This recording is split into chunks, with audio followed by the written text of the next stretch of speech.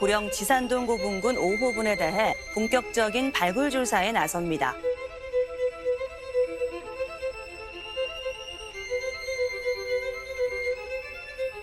왜 가운데 부분에 대한 조사 내용이 없었을까? 새하얗게 모든 게 사라져 있어요. 미스테리죠. 가야라는 나라는 좀 미지의 나라.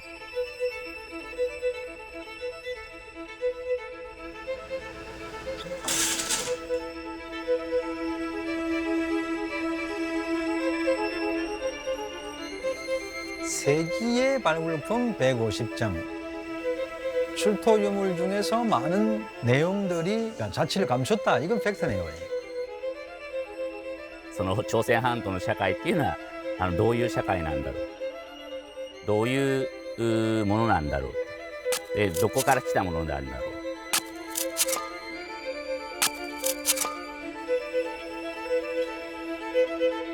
う。その源流をたどっていくと実は茅だということが分かってきたということです。一番代表的なのは私が考えるのはですね、耳飾りです。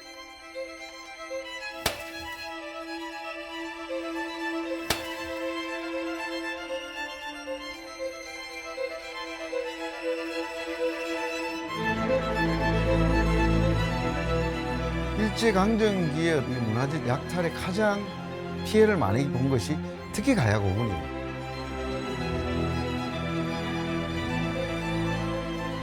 우리나라 역사의 한 페이지를 지운 거나 마찬가지라고.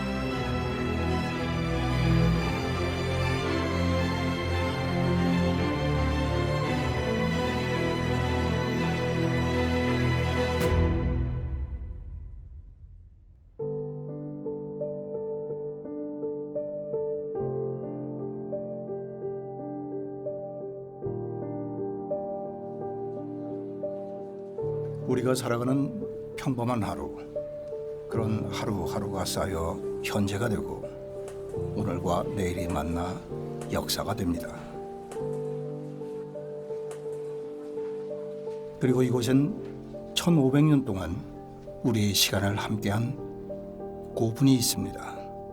사람들은 그곳을 금림왕릉이라 부릅니다.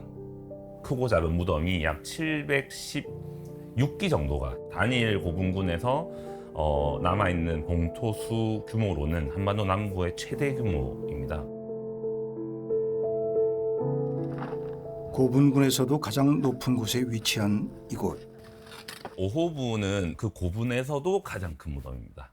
기록이 워낙 없잖아요. 가야 되는 기록이 워낙 부족하기 때문에 그런 발굴조사에서 밝혀낼 수 있다면 당시 대가야인의 문화를 이해하는 데 굉장히 중요한 자료라고 생각됩니다. 지산동 고분군 5호분에 대한 재발굴 조사가 85년 만에 시작되었습니다. 지금 일제 때 조사된 자료를 바탕으로 일제강점기 조사를 했는지 확인하고 있는 중이고요. 가장 중심이 되는 주석곽이라고 지금 생각을 하고 있고, 아마 저 개석이 중앙부에 일제강점기 때 찍어놓은 사진에 나온 그 개석이 아닐까 지금 추정을 하고 있습니다. 1939년 이 고분은 이미 한 차례 발굴되었습니다. 재발굴 조사가 시작되며 무덤의 상단부를 덮는 돌인 개석이 드러났는데요. 일제강점기 당시 모습과 같습니다.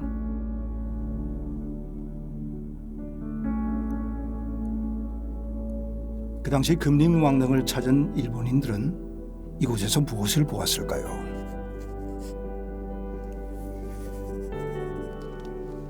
고분 곳곳에 흔적이 남아있지만 남겨진 유물을 찾긴 어렵습니다. 그렇게 일제 침략의 역사는 이곳 고분에도 고스란히 새겨졌습니다. 아무리 태평양 전쟁기에 접어들어서 혼란한 시기였다고 하지만은 도면이라든지 사진들이 정말 몇 개트 남아있지 않고 도면은 아예 있지도 않은 상황이라서 가운데 부분, 원래는 피장자가 안치되는 중요 공간인데 그쪽에 대한 유물 정보들이 없어요. 왜 가운데 부분에 대한 조사 내용이 없었을까? 가운데에 대한 내용들이 왜 가장 중요한 주인공의 공간인데, 그러니까 중앙부에 대한 부분이 너무 새하얗게 모든 게 사라져 있어요. 아, 미스테리죠.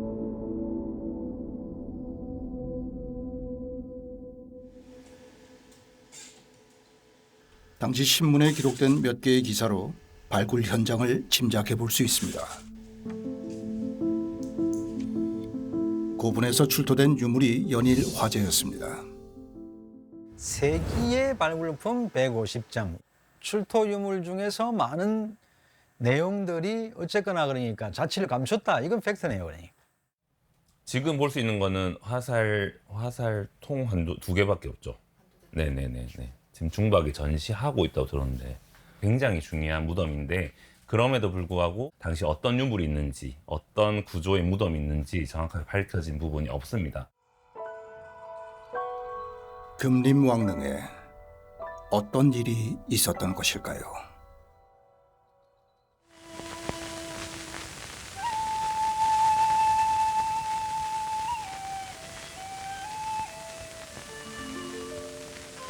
(1910년) 한일 강제 병합으로 본격적인 식민지 시대로 접어든 조선. 조선의 유적지와 문화유산을 조사한다는 명목으로 일제 총독부 지휘 아래 한반도 전역의 고분을 발굴하는데요. 일본 제국의 국책 프로젝트 조선 고족 조사 사업이 시작된 겁니다. 총독부 박물관에 소속된 일제 관학자들에 의해서 표면적으로는 학술적인 조사라고 하지만 사실은 자기들의 목적, 식민 지배의 어떤 합리화를 이루기 위한 소위 사료조사라는 이름으로 조선 팔도 전체를 샅샅이 뒤져서 사진도 찍고 청량도 하고 뭐 필요하면은 뭐 간단한 발굴도 하고 뭐 자료도 수집하고 뭐 이런 사업들을 벌였습니다. 일제는 조선으로 관학자들을 파견했습니다. 역사학자가 아닌 건축학자였던 세키노 다다시를 필두로 사진 촬영을 맡은 야스이 세이이치까지.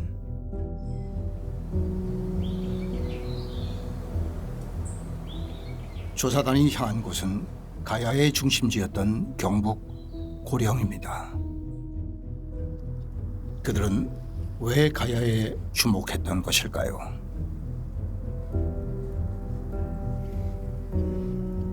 조선 고족 조사단이 사용한 유리건판 카메라. 우리는 그들이 남긴 사진을 통해 조사단의 여정을 엿볼 수 있었습니다. 그 속에서 그들의 목적도 확인할 수 있었는데요. 세키노는 당시를 이렇게 기록했습니다.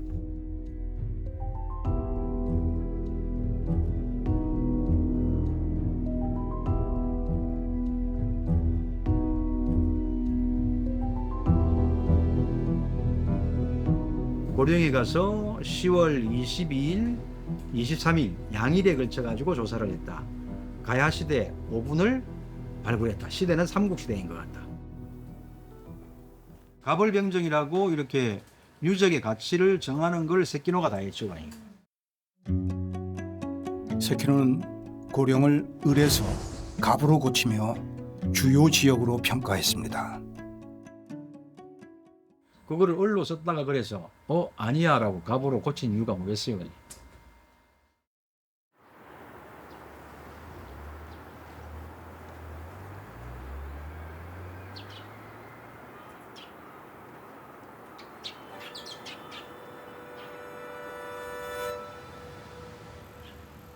일제강점기 식민사관 교육의 중심이었던 도쿄대학교.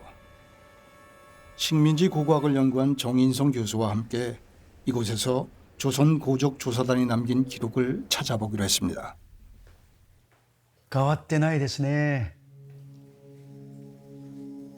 조사단을 이끌었던 세키노와 야스이도 이곳에서 공부를 했습니다. 고고학 연구실 내에는 조선을 그린 도면과 사진들이 그대로 남아 있습니다.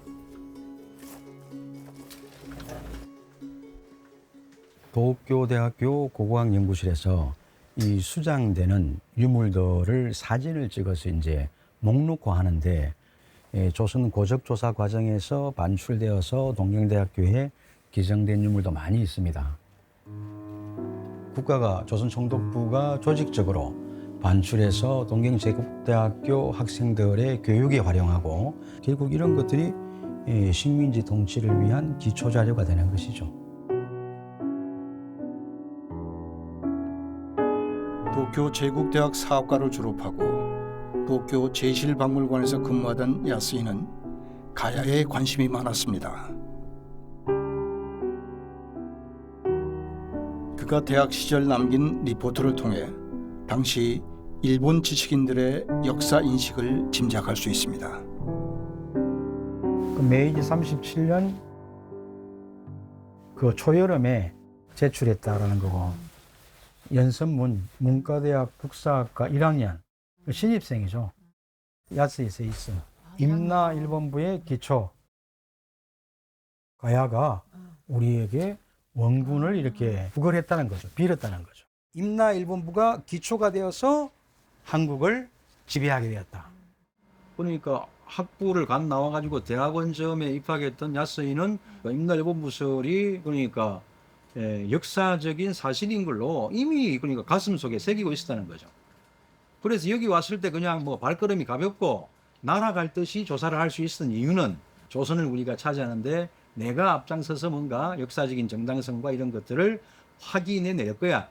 이런 것들로 젊은이들이 군기탱천에 있던. 일제 침략을 정당화하기 위해 조선 총독부가 꺼내든 건 임나 1본부였습니다.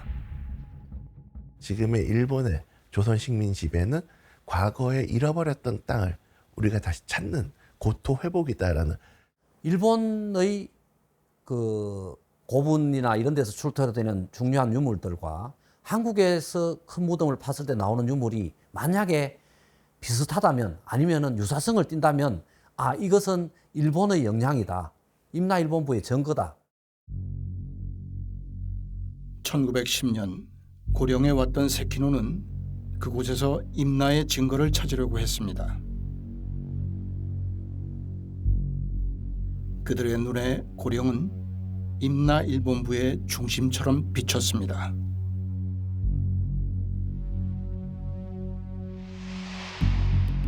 그들이 작성한 조선 고적 도보에는 고령의 유물이 일본의 영향을 받은 것으로 기록되어 있습니다. 그러니까 한국사의 올바른 그러니까 시대 명칭은 가야 시대 내지는 가야 유적 이렇게 해야 되죠. 그래서 그들의 시대 구분 내지는 국가에 대한, 고대 국가에 대한 명칭인 미만화를 가지고 책을 만들었다는 거죠. 그러니까.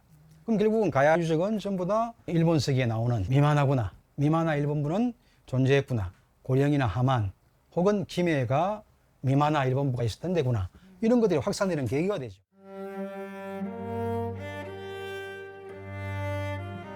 제대로 된 고증도 없이 다시 쓰여진 가야사.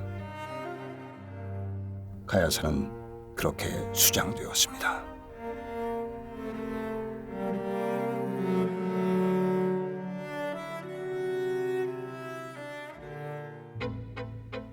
조선을 지배하려는 일본 지식인들의 공명심은 가야를 향해 들끓기 시작합니다. 1917년 고족조사위원이 된 야스히는 고분 발굴 계획을 야심차게 세웁니다. 임나 1본부 입증을 위해 조선의 남부는 필연적인 곳이었습니다.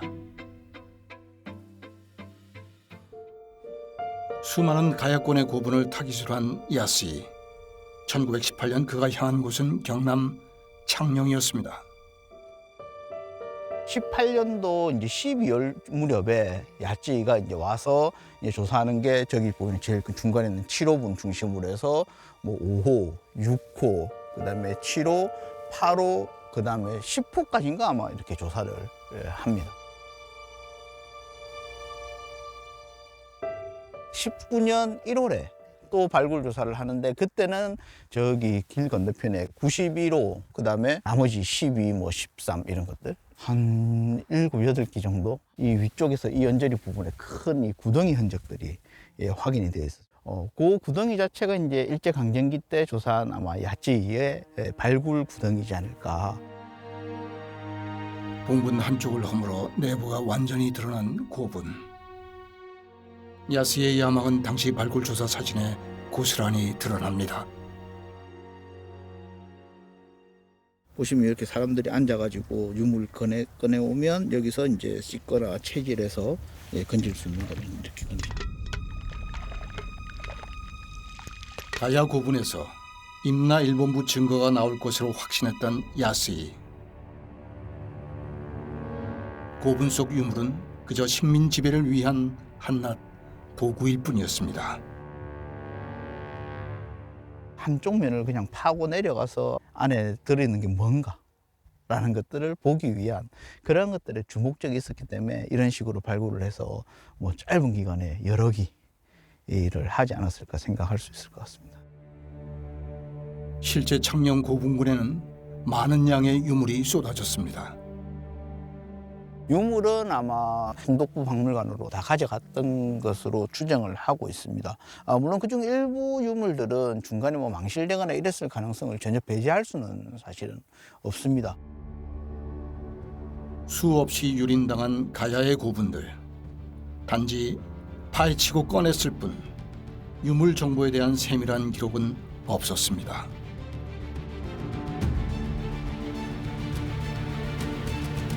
가야사의 맥락은 그렇게 해체되었습니다.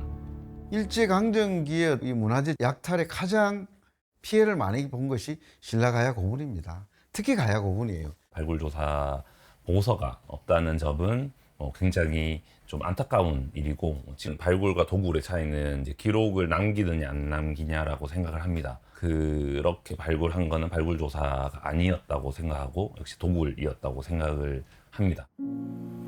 무자비한 발굴로 많은 정보가サラ진 창녕 고분군. 혹시나 다른 기록이라도 있을까? 浜田耕作と梅原初英二が初めて朝鮮戸籍調査事業として参加した時の調査ですね、孫樹孫山洞、コリョン地山洞、それとチャンニョン巨洞の調査した時の図面がここのケースに入っています。 고적 발굴의 한 축이었던 교토대학교에서 잠들어 있던 자료를 찾을 수 있었습니다. 하지만 고분의 발굴 정보나 부장품인 유물 내역을 파악하기는 쉽지 않았습니다. チャンニョンに到着するともう十分に調査をする期間が残ってなかった。だからまあなぜあれは分からないけど、少なくとも大きな古墳を調査する余裕は全くなかったんだろうと思うんですね。このチャンニョンの図面が石室の図面とか墳丘の図面を見ると一番、手抜き十分な調査ができていない、ということがあるんだろう。 여전히 베일에 쌓여있는 가야의 역사. 가야사 보고는 단절된 우리 역사를 이어가기 위해 꼭 필요한 과정입니다. 조선인이 배제된 채 일본의 기억만으로 머무는 가야의 흔적을 찾아봤습니다. 그러나 수많은 발굴 조사에도 단 한 장의 보고서도 남기지 않은 야스이. 우리는 어렵게 야스이의 자료를 입수할 수 있었습니다. 문경, 손주, 경주, 손주, 김해, 고령ですね. 야스이는 매일 발굴 현장을 기록했습니다. 19년도의 조사 내용들을 다 적었는데 여기에 창녕료 됐으네. 교동됐어요. 1919년 야스이가 엄청 많이 봤던 창녕 교동의 고분군의 분포 하나, 둘, 셋, 넷, 다섯, 여섯, 일곱, 여덟 8기 정도를 한꺼번에 발굴을 한 것 같습니다. 89호분 천장석이 있고 뭐가 있고 토기가 뭐가 있고 봤네요. 와, 11호 다 파버렸네. 10호 これは全部調査した結果そうです所見ですね、がまとめられて 9호 그 유명한 7호를 그렇게 봐놓고 조사 기록은 요거밖에 없습니다. 지금까지 학계에 보고된 거 없는 것 같은데 그죠? 연도가 있는데 여기에 격벽이 천정석까지 올라와 있는 거는 학계에 보고된 적이 없는 처음입니다. 장룡이 정말 와. の森さんで担当し 당시 현장 기사와 주고받은 한 장의 편지에서 유물의 처리 과정을 엿볼 수 있었습니다. 유물을 포장을 했더니 무려 박스로 270개가 넘는다. 이제 운송 비용이 너무 많이 들기 때문에 조선총독부에서 회계 담당자가 직접 장령까지 내려와서 유물 포장 상황을 체크하고 교섭을 벌이거든요. 상자 270개가 쌓여 있는 광경이 어땠겠습니까? 그렇게 가야의 유물은 체계적으로 정리되지 못했습니다.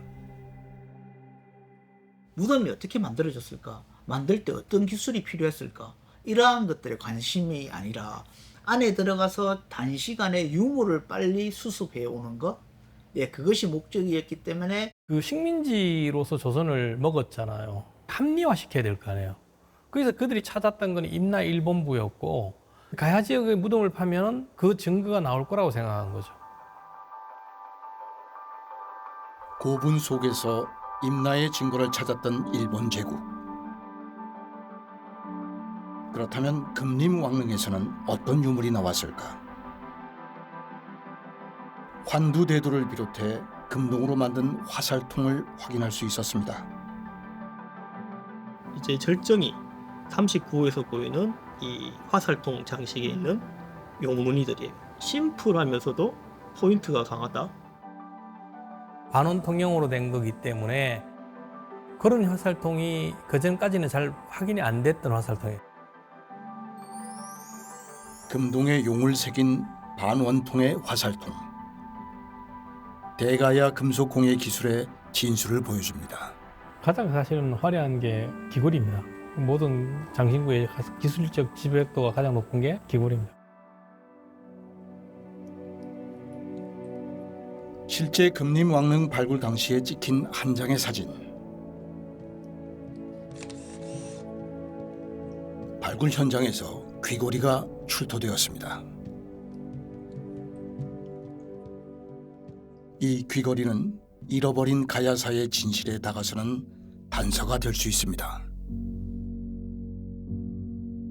원래 이게 방울이 있으면 이 큰 고리가 있고 여기서 내려오잖아요. 이렇게 내려와 가지고 이렇게 하고 중간에 동그란 거 이런 애를 하나 달고 그러면 이게 언뜻 보면 2개 긋기도 하고 3개 긋기도 하고 4개 긋기도 하고 막 이렇게 될 수 있으니까. 일단 위에가 동그랗다는 생각이 드는데 아랫부분이 어떻게 됐을 것 같다는 생각은.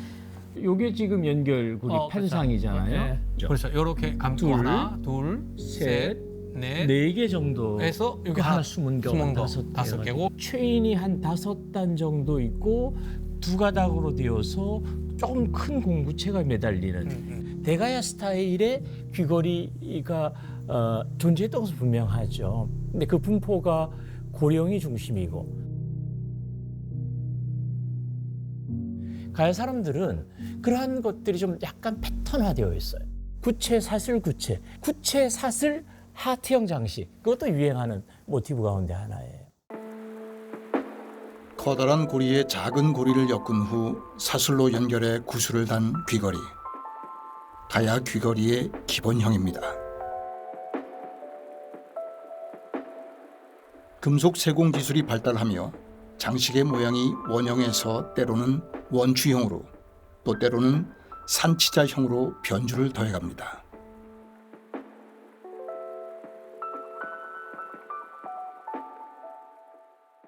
처음에는 작고 간단한 형식에서 시간이 지나면서 점차 화려해지거든요.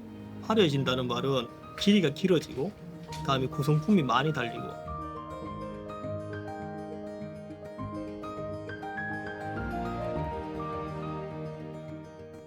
가야의 작은 귀걸이 안에는 곳곳에 금공의 기술이 숨어 있습니다. 섬세한 장식이 돋보입니다. 약간 보면은 여기 약간 좀 쿡쿡 찍혀 있는 부분이 요 테두리고, 이게 강목문 장식이라고 그래가지고 이렇게 해가지고 색입눈 김법이라 가지고 금에다가 이렇게 콕콕콕 찍어가지고 이렇게 가로 무늬를 새겨두는 건데, 요 라인이 지금 요 라인이거든요. 색입눈 기법은 가야의 귀걸이를 더욱 화려하게 보여줍니다. 놀랍게도 이 기술은 일본에서도 발견됩니다. これをこの同じような形に加工して鎖を作っていって、で、ここも同じように等間隔で刻みを入れたものを巻いて、でそれらをくっつける時もその温度をうまく調節してやって、で、つけていくんで、非常にどの部分とっても難しい技術が使われていると思います。代官山の金工品はたくさん日本全国のいろんな地域で出土します。鋳造技術、金属をどう加工してその形にするかっていう、そういう細かい技術がその茅の方から日本に伝わってきたと考えています。 가야 금속 공예는 바로 이 끌에서부터 시작됩니다. この技術は茅の技術なんです。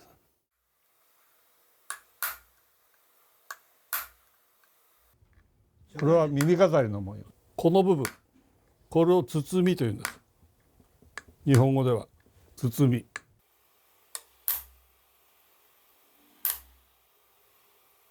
끌의 흔적은 귀걸이뿐만 아니라 고대 칼에서도 발견할 수 있습니다.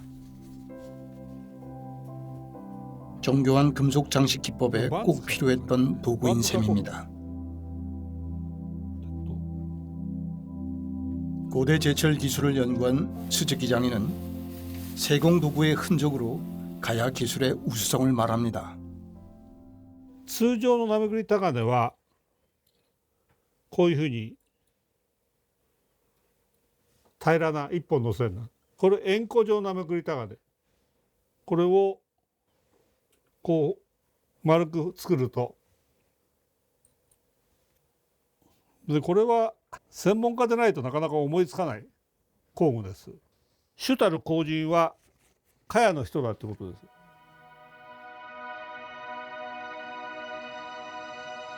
철제 표면에 홈을 낸 후 금이나 은을 넣어 무늬를 새기는 상감 기술. 대가야가 일본에 뭔가 큰 영향을 미쳤다라고 생각되는 것 중에 하나가 사실은 이 명문상감. 이건 굉장히 중요한 거예요. 네.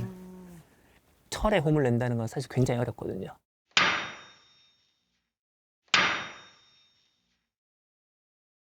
아직 일본에서는 전혀 못하는 기술이라서 같은 재질로 뭔가 같은 걸 가공하는 건 굉장히 어려운데, 상감이 있다는 거는 그 철의 강도라든지 이런 것들을 다 알아야만 할 수 있는 기술이거든요. 탄소가 많은 계련철로 만들 거냐, 탄소가 거의 없는 연철로 만들 거냐는 오로지 공기를 가지고 한다. 공기. 강철과 연철을 다룰 줄 알았던 가야인. 정면하고 단련을 통해서 강철을 만드는 기술, 이 도구를 만드는 기술. 원천 기술은 이제 쇠를 깎는 거잖아요. 탄소량도 저러고 탄소가 상당히 높은 거를 가지고 이 강철을 만드는 기술. 연철의 표면에 강철의 도구로 홈을 내는 상감 기법. 단순한 가공을 넘어선 가야인들의 독자적인 기술이었습니다.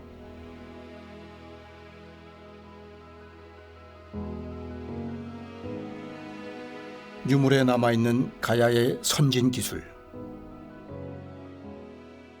これは百済で開発されたわけで、百済で鋼の技術が入ってきた。これが鋼だ、これが生鋼だっていう判断は本人でないとできない。 일본 지바현에서 출토된 왕사명 철검에도 가야의 상감 기법이 남아 있습니다.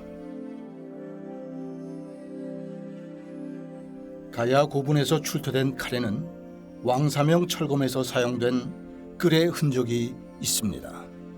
高度11号分の太刀の表現方法と大締鉄拳の表現方法が同じだということ。茅で作って市原にプレゼントしたものです。王は大和の王だっていうふうに考えていた、ね、そうじゃないんです。この王は茅の王なんです。大和王家が中心で配布したことになってるんですけど、これは日本の古代史で、これは間違いなんですよ。 일본의 황금 문화의 원향이 이제 가야가 되고요. 일본 열도에 들어가는 이런 귀걸이들이 예를 들면 어디서 만든지를 알게 된 거죠. 근데 놀랍게도 그게 대가였던 거예요. The Korean items are dated earlier. So it's a question of the Koreans developing these earrings and the belt buckles and the crowns and other things, and then those things being eventually either exported or learned in Japan. You can't believe that there was such a thing as Mimana Nihon. 사실은 일나를 증명할 만한 유물을 찾을 수가 없었던 거죠. 예. 당황스러운 부분이 있었겠죠. 왜냐면은 여기를 파면 분명히 뭐가 나온다는 믿음이 있었는데 그 믿음이 깨졌고. 근데 찾아봐도 안 나오거든요. 그러니까 그걸 가장 많이 열심히 찾아다니는 사람이 야제이 세이스인데, 야제이 세이스는 그래서 1920년대 돌아가 버려요. 가야 전역을 들쑤신 발굴 조사에 원했던 결과를 얻지 못했던 조선 고적 조사단 임나 1본부는 무참히 깨져버렸습니다.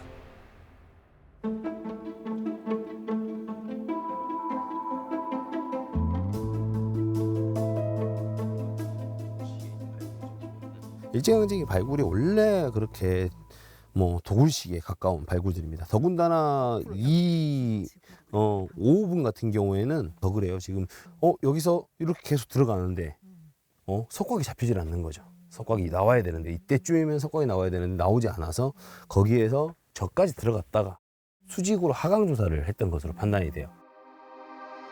재발굴 조사를 통해 금림 왕릉 발굴의 진실이 하나 둘 드러나고 있습니다. 일반적인 고분과는 달리 곳곳이 깨지고 부서져 있습니다. 금림왕릉은 정확하게 얘기하면은 뚜껑돌과 석곽이 있고 뚜껑돌이 있으면은 이 뚜껑돌과 석곽의 모서리 이 부분을 깨고 들어간 겁니다. 최대한 최소적으로 빨리 파고 들어가서 안에 있는 것을 확인하고, 자 영차에서 벽에 있는 벽석을 밀어내서 구멍을 뚫습니다. 그리고 사람 하나가 들어가겠죠. 그 사람이 그 안에 들어가서 안에 있는 유물을 홀라당 꺼내가지고 들고 나와서 밖에 있는 사람들한테 보여줍니다. 봐라, 이런 걸 찾았다. 그런 사람들은 손뼉을 치면서 얘기하죠. 야, 대단하다. 이렇게 빠른 시간 안에 이 물건을 갖고 오다니. 이게 바로 일본인들이 처음에 우리나라에 보여줬던 고적조사의 모습이었습니다. 일제시대 발굴조사의 가장 큰 문제점 중에 하나는 무덤을 직접 조사했다는 것도 있지만 이게 도굴의 기회를 만들어주는 계기가 됩니다. 예. 그러니까 이게 유물이 뭐가 많이 나오고 이제 이런 것 여기 파보니까 뭐가 있더라는 소문이 나는 거죠. 사실은 이 발굴과 도굴이 서로 막 물려 있는 게 있습니다. 조사를 하다 보면은 주변 사람들 눈에는 어떻게 무덤 구조를 다 노출시키게 되는 게 있잖아요. 컨닝을 할 수 있었잖아요. 일제의 고적 조사 이후 경상북도 고령 역시 도굴을 피해갈 수 없었습니다. 가야의 고분은 구조상 도굴이 쉬워 도굴꾼들에게 좋은 표적이 되었습니다. 이제 이게 도굴 구덩이 흔적인데요. 이렇게 이 부분이 아마 계속으로 추정이 되고 벽석들이 이렇게 파면서 좀 드러나 있는 이렇게 본분이 드러난 고분 같은 경우에는 대부분 도굴이 이루어졌다라고 보시면 됩니다. 금림왕 알지 그래. 금림왕에 큰 데는 전부 다 구멍이 다 있었어. 도굴들이 해가 가고. 고령은 건드리면 유물이고 건드리면 보물이다. 금붙이라, 금귀고리, 반지, 또 어떤 거는 장신구인데 내가 잘 모르겠더라고요. 가야 고분 곳곳이 도굴되며 부정품이 나돌던 시절 고령에서 가장 큰 고분이었던 금림 왕릉도 피해갈 수 없었습니다.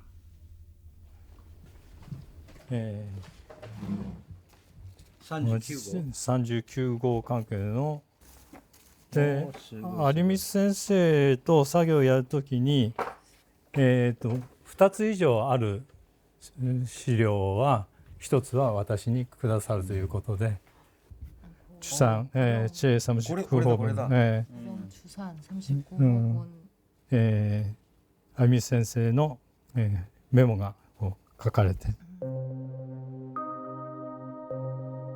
1939년 금림 왕릉 발굴 담당자였던 총독부의 아리미스.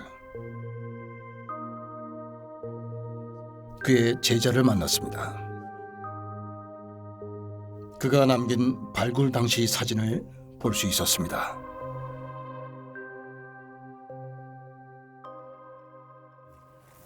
이것도 그러면 부각일 수 있겠네요.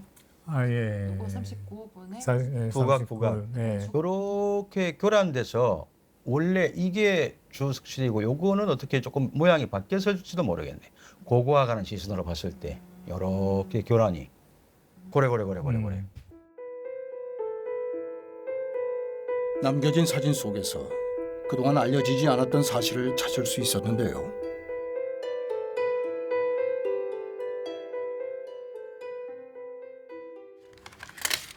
그가 생전에 남긴 음성에서 그 이유를 확인할 수 있었습니다. 初めからそこをやろうという計画は立てずに、どこかの古墳が危なくなったからあそこを先に調査しようじゃないかというような話から始まるんですよ。ようになるんです。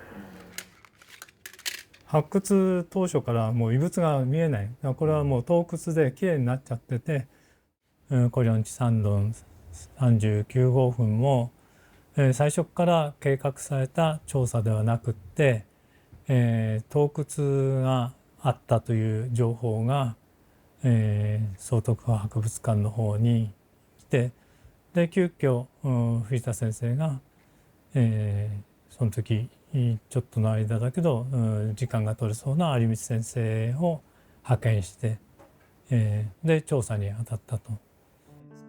150여 점의 유물 출토 소식을 알렸던 금림 왕릉.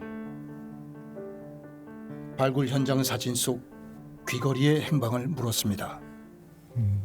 まあこれはちょっと何とも結論を出しにくいけれども、有光先生が、1939年の6月の下旬から7月の初めまで調査して、7月の7日までにはその後斉藤先生が7月から掘り始めたんで、中央博に確実に残っていないということがはっきりすれば、もうこれはその5、6日の間に盗掘されたという可能性が出てくるんで。 정확한 기록이 없어서 유물의 행방이 묘연해지는 경우도 있습니다.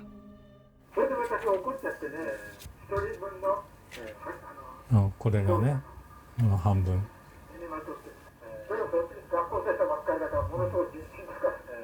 비장자 한 명이 가지고 있던 유물을 반으로 나누어서 반을 도쿄에 있는 제실박물관으로 가져가라라고 명령을 후지다 선생님이 아리미츠한테 했고, 아리미츠 선생이 이거를 일본으로 가져가라 그러니까 그거 엄청 화를 냈답니다. 그러니까 나누어서 일본으로 보내기도 하고 그런 것들이 허용되는 시기예요. 調査の費用を出しているんで 후원금을 낸 지역 인사들이 유물 정리에 관여한 정황이 보입니다. 지역에 있는 그 일본 경찰서나 관료들이나 이런 사람들이 사사로이 학교 교장 선생이라든가 사사로운 또 그 도굴도 수시로 이루어졌기 때문에 금림 왕릉 발굴 당시 신문 기사 속에도 지역 수장가의 이름이 등장합니다. 시라가 주키치. 시라가 주키치가 대구 경북 지역에 있는 문화재의 수집, 감정, 그다음에 매매, 평가, 그다음에 발굴 추진, 시라가가 다 했습니다. 금리망릉의 발굴에도 시라가가 특별한 관심이 있었죠. 학생들에게조차 발굴을 유도하며 불법적으로 유물을 수집했던 시라가 주키치. 유물을 통해서 사욕을 채우는 그런 것들이지만 명분이 필요했거든요. 일본 제국을 위해서 아주 필요한 그런 작업이다라는 것들을 어필하려고 했죠. 고적조사 팀들과 사사로운 그러니까 공생관계를 만드는 거죠. 그러니까. 소장품을 실은 그의 도록에는 고분 발굴 유물이 버젓이 실려 있습니다. 유물 수집을 위한 수장가들의 네트워크도 만들어졌습니다. 그리고 대구 근방에 있는 신라가야 유물들을 제일 많이 모은 오구라 나게노스케 유물들의 감정을 시라가가 합니다. 그러니까. 그럼 결국은 오구라 나게노스케에게 그죠 유물을 선별해서 이렇게 납품하거나 하는 데는 대개 시라가가 관여했을 가능성이 크다는 거죠. 내가 초등학교 3학년 때 고분 쪽에 힘찬방을 치고 많은 사람이 일하는 모습을 봤다. 무덤간에 이것을 전부 발굴한 걸 경찰서 무덤간에 전부 진열해 놨어. 그게 많지요. 그 넓은 무덤간에 쭉 가게를 진열해 놨는데 땅바닥에 귀걸이, 목걸이, 그리고 항아리도 큰 항아리 있고 경찰서에서 보령국민할 쪽도 좀 주시고 관청마저 조금 더 주는 게 나아. 그 나머지는 남순 전개해서 사자에 가갔다고. 이 오구라 맞아. 오구라한테 다 넘어갔다 이렇게.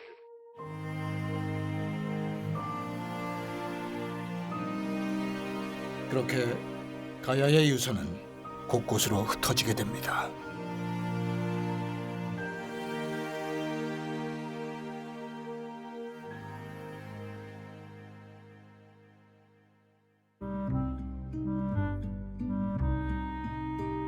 (1930년대) 전쟁으로 돈을 번 일본인들은 조선의 고고 시장으로 시선을 옮깁니다.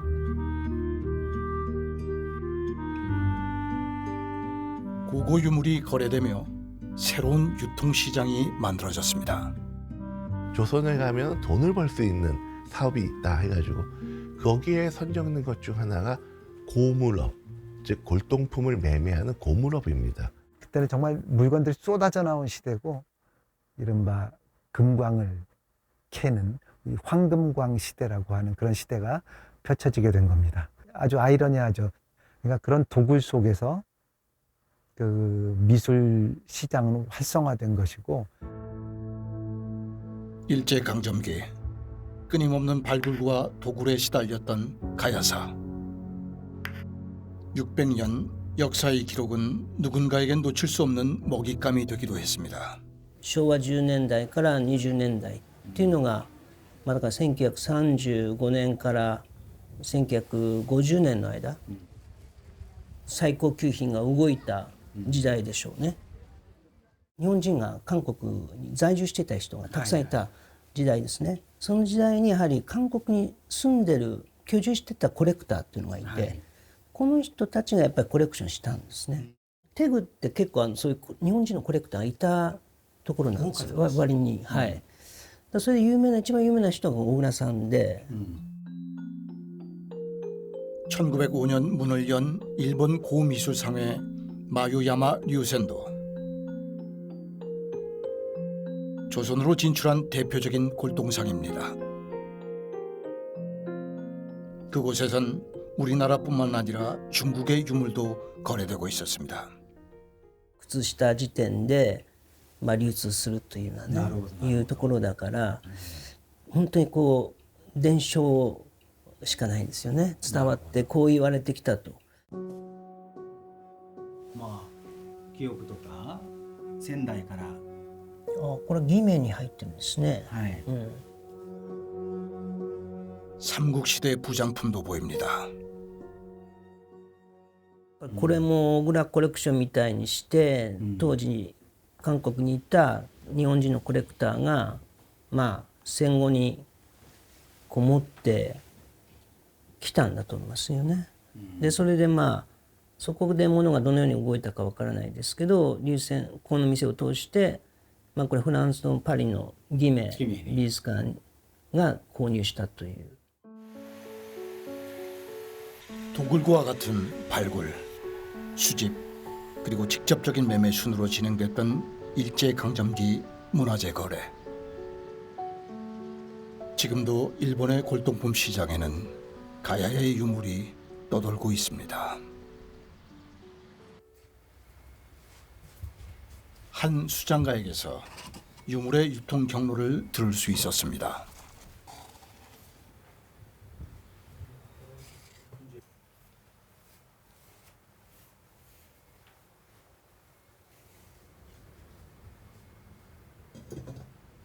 왕릉급 고분에서 예, 출토되는 그런 것들인데 준마총, 소봉총 이런 데에서 다 이게 나와요 그러니까.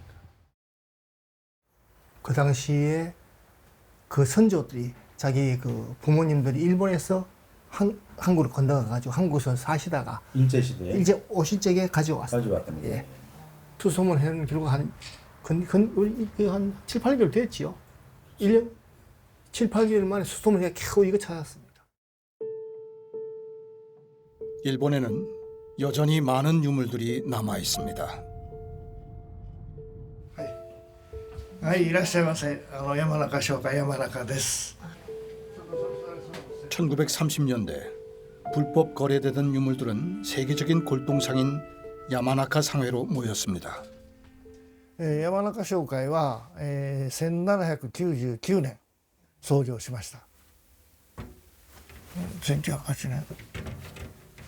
こちらが、海外の、オークションカタログで、全部で155冊あります。そのうち、山中商会独自で要するに開いた、ものが、全部で83回。 해외 판매를 위해 만든 야마나카 상회의 도록. 미국 판매를 목적으로 한 카탈로그에도 우리나라 유물의 거래 정황이 드러납니다. コリアこれC、K じゃなくて、한국의 유물은 사진으로만 남아 있습니다. 山中商会が、特にアメリカ中心に、進出して、そして、店はニューヨークフィフスアベニュー、アッパー、フィフスアベニューですね、それとボストンとシカゴと、3つの店が、ありました。 어렵게 마주한 가야의 유산들.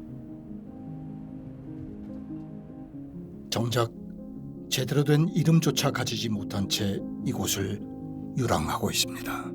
가야의 유물이라고 굉장히 강하게 추정은 되지만 출토지를 모르기 때문에 삼국시대로 그냥 기록을 했습니다.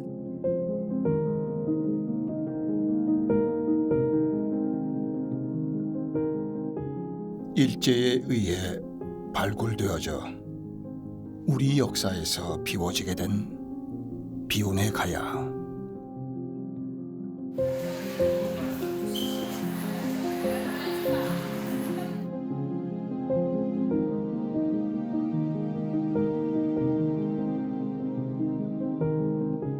Sur les aspects, plus exactement de la couronne, ce que nous savons est qu'elle est arrivée à Guimet en 1954, donc juste après la Seconde Guerre mondiale.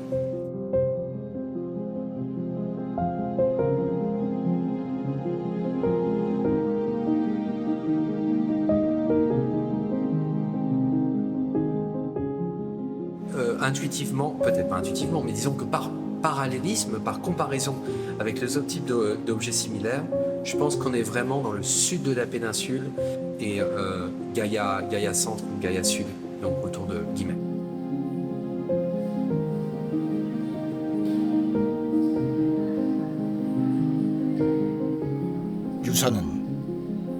지난 역사를 침묵으로 증언합니다.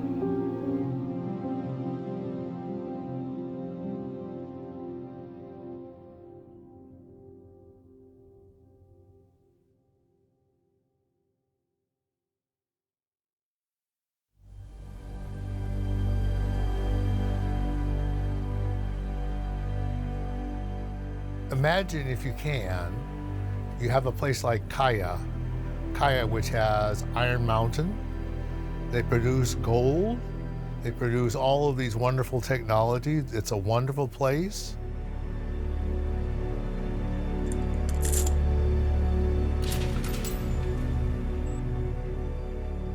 비로소 드러나는 가야의 기억들.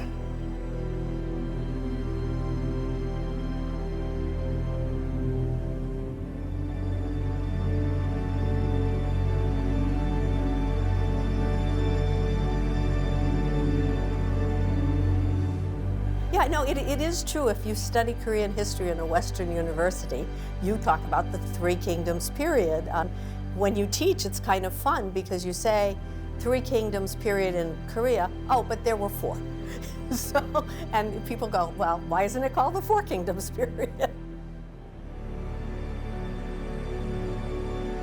찬란하고도 슬픈 가야의 역사. 그 길은 어떻게 열었느냐? 황금으로 열었다고 생각해요. 정말로 국가를 형성한 엄청난 나라였다는 걸 알게 된 거예요. 문화가 가는 거는 문물이가 트렌드예요. 어떤 의미에서는 국제적으로 뭔가 영향을 미칠 수 있는 그런 국력을 갖췄지 않을까. 이제 기억해야 했던 역사를 잊고 살았던 우리 스스로를 마주할 때입니다. 전 50년 동안 사실은 가야는 묻혀 있었던 거죠. 우리나라 역사의 한 페이지를 지운 거나 마찬가지라고.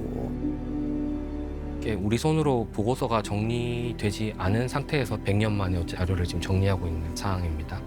유물 하나하나가 가진 어떤 그런 축토지 정보라든지 새로운 사실들을 알아가는 게 퍼즐을 맞춰가는 과정이라고 생각합니다. 이런 것들을 대조하고 재조사하고 이런 지난한 과정을 거치면서 실제로 우리가 그 당시에 그 조사 내용에 대한 이해가 생길 때 우리 시선에 일제강점기의 어떤 고과, 그 다음에 역사 인구의 새로운 이야기를 할 수 있다고 생각합니다. 일제강점기 때 공식적으로 10만 7천여 점이지만 무려 오랜 15만 기간 해외를 떠돌다 돌아온 것은 많지 않습니다.